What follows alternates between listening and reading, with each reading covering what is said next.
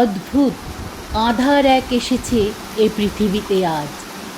যারা অন্ধ সবচেয়ে বেশি আজ চোখে দেখে তারা, যাদের হৃদয়ে কোনো প্রেম নেই, প্রীতি নেই, করুণার আলোড়ন নেই। পৃথিবী অচল আজ তাদের সুপরামর্শ ছাড়া।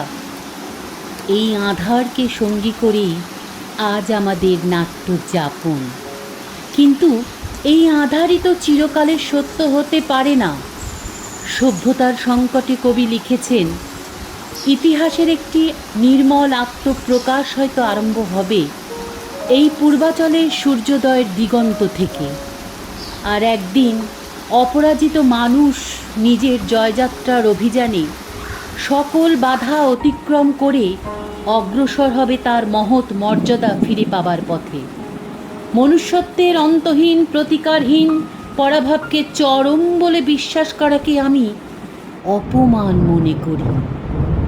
এই কথা আজ বলে যাব, প্রবল প্রতাপশালীরও মদমত্ততা আত্মম্ভরিতা যে নিরাপদ নয়, তারই প্রমাণ হবার দিন আজ সম্মুখে উপস্থিত হয়েছে। কবির এই প্রত্যয় আজ রাজপথের দিকে দিকে প্রতিধ্বনিত হচ্ছে।